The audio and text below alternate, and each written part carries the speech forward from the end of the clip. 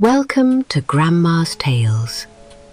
Today, we have a beautiful bedtime story for toddlers and older children, full of golden light, soft magic, and the quiet power of a kind heart. Settle in comfortably, my darlings, and let the journey begin. Have you ever wondered why the stars blink so quietly in the night sky? Or where the softest dreams go before they find your pillow? Tonight, we are going to travel to a place where time moves like a slow, golden river. This story will lead us to the quietest corner of a magical kingdom, where peace fills the air and where sleep comes as easily as a closing flower. Long ago, at the edge of a valley, where the meadowlarks sang their twilight songs, stood a small house. It was surrounded by a sun-drenched garden where roses bloomed in every color of the rainbow: deep crimson, soft peach, and pale gold. In this house lived a young girl with a heart as pure as the first morning dew. Her mother had given her a small, circular brass music box. When wound, it did not play a loud melody. It simply made a rhythmic, comforting sound. Tick, tick, tick, like a tiny mechanical heartbeat. This was her totem, her quiet anchor to the memory of love. But as the autumn leaves began to turn from green to copper, a great shadow fell over the house. Her dear mother closed her eyes for the last time, leaving behind only the ticking music box and a legacy of kindness. The girl's father, hoping to restore warmth to the home, eventually remarried.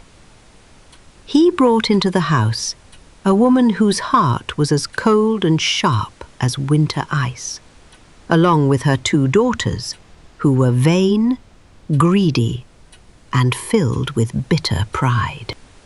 Almost overnight, the golden light faded from the rooms. The stepmother took away the girl's beautiful linen dresses and forced her to spend her days in the darkest corners of the house. Her new family called her Cinderella, mocking her because her clothes were always stained with grey ash and soot from the kitchen fire. Her days became a long, slow cycle of labour. From the very first beam of dawn until the last silver star climbed into the night sky, Cinderella worked. She scrubbed the cold stone floors, washed the heavy white linens in the river, and prepared meals she was rarely invited to share. Yet, every evening, when the rest of the house slept, Cinderella would sit by the dying embers of the hearth. She would hold the tiny brass music box in her worn hands. Tick, tick, tick it went. The sound was a promise that nothing lasts forever, that even the longest winter must eventually give way to spring. She did not hold anger in her heart. She held patience. The kitchen was quiet, illuminated only by the deep amber glow of the fading charcoal. This soft light cast long, peaceful shadows on the stone walls. Outside, the wind whispered through the ancient oak trees. But inside, by the warmth of the ashes, Cinderella found her own quiet sanctuary. She knew that goodness was a light that no amount of grey soot could ever truly hide. One crisp golden morning, as the fog hung low over the pumpkin patch, the rhythmic sound of a silver trumpet echoed through the valley.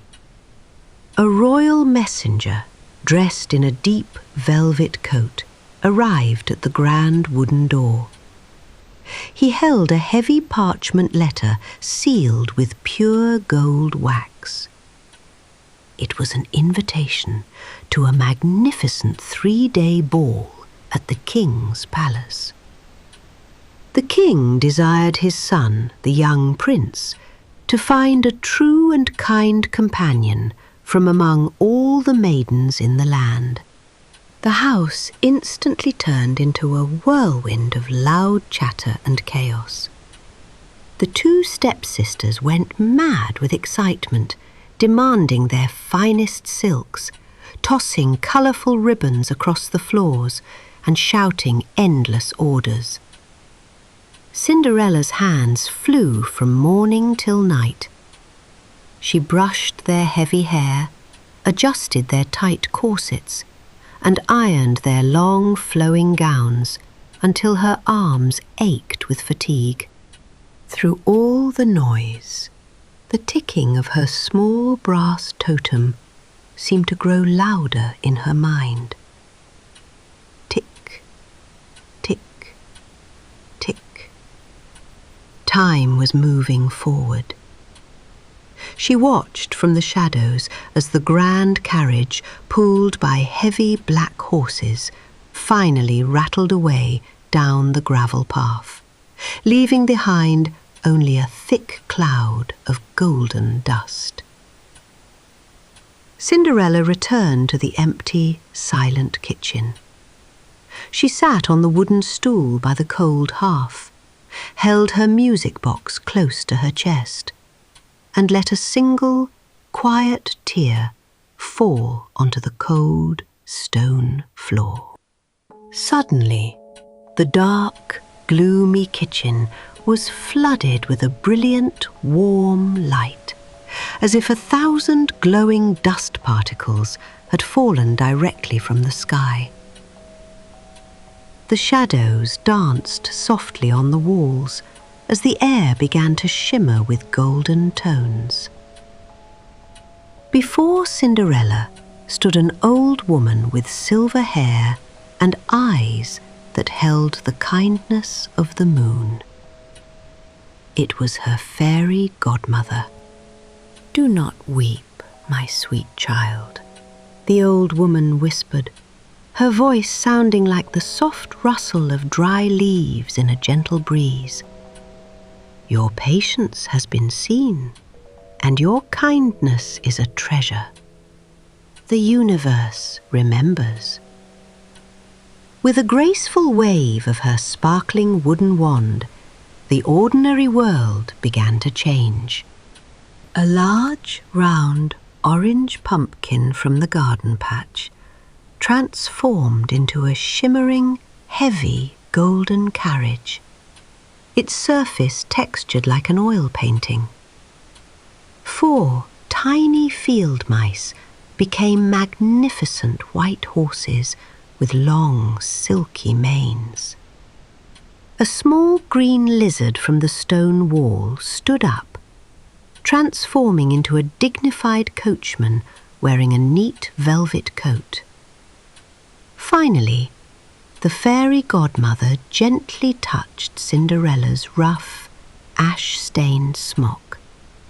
Instantly, the rags melted away, replaced by a gown woven entirely from starlight and midnight blue silk.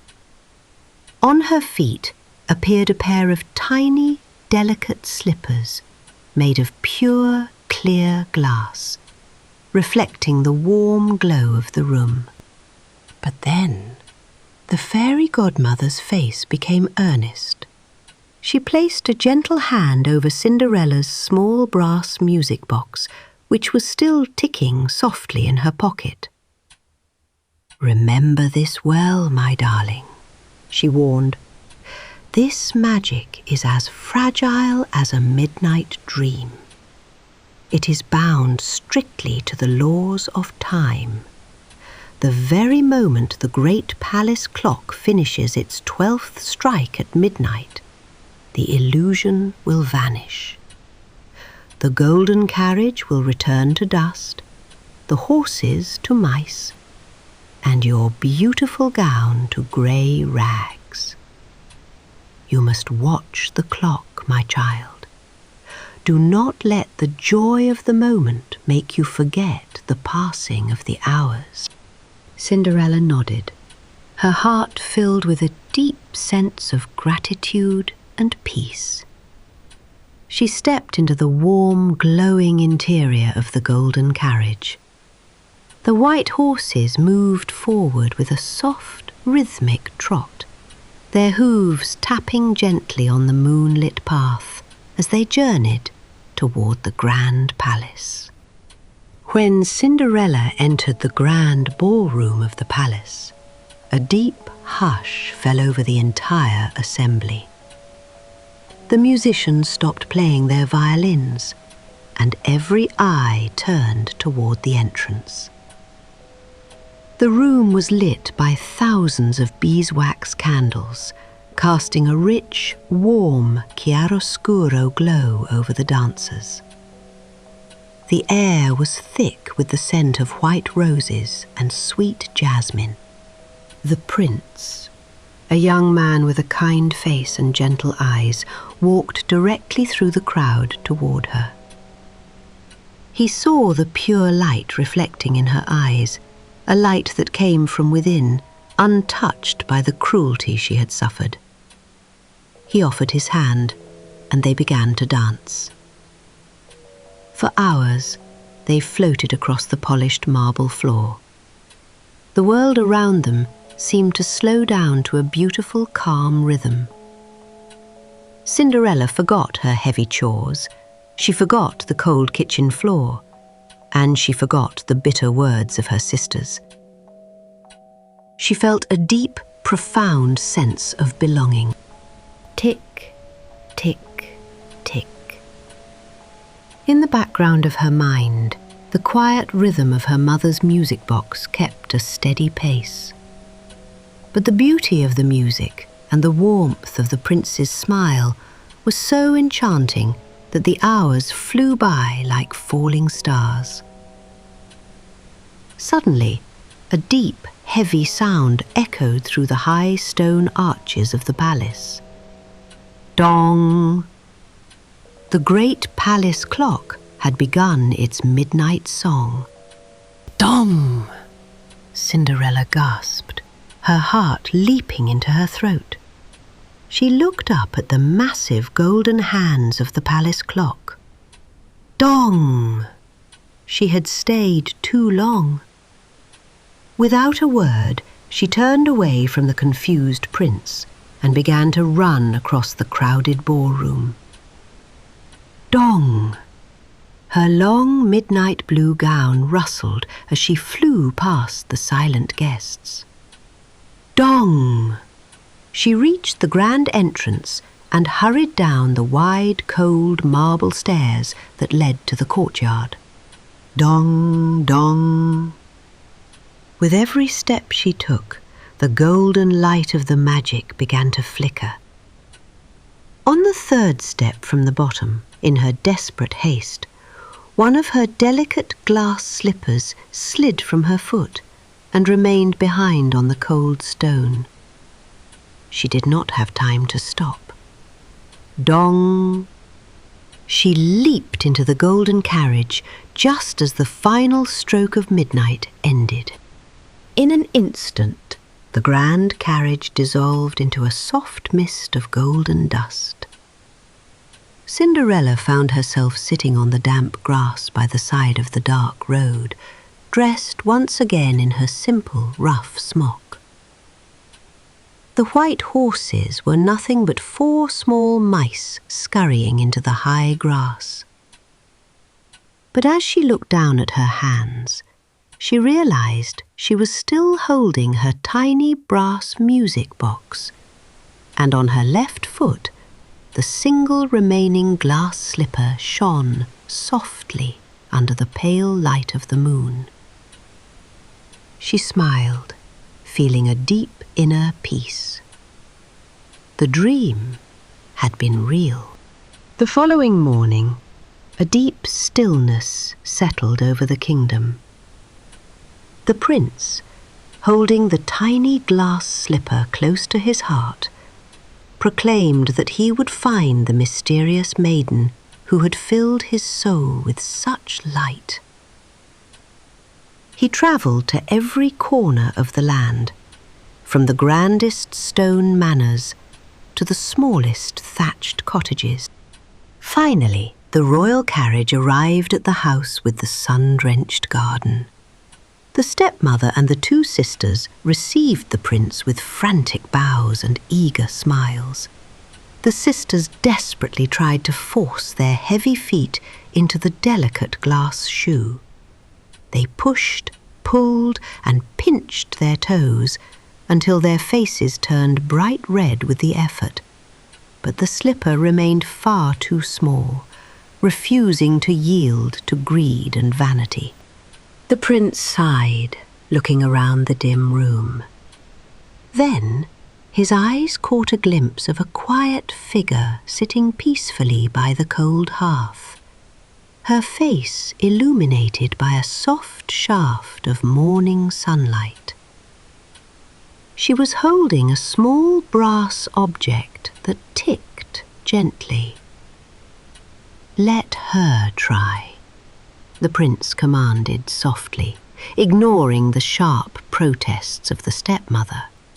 Cinderella stood up quietly, walked across the stone floor, and sat upon the wooden chair. She gently slid her foot into the delicate glass slipper. It glided on instantly and perfectly, as if it were made of air. A soft, warm light roughed to fill the room, and from her pocket, the tiny music box began to play a beautiful, clear golden melody that filled everyone's heart with peace. The truth was revealed. The prince looked into her eyes and recognized the same pure spirit he had danced with under the palace stars. The stepsisters turned pale with shock, realizing that the sister they had mocked was the one chosen by the light. But Cinderella, with a heart still completely full of kindness, did not speak words of anger. She walked over to her sisters, took their trembling hands, and offered them her full forgiveness, releasing them from the weight of their own past cruelty. A magnificent celebration was held at the royal palace, decorated with thousands of white roses and filled with a warm golden glow.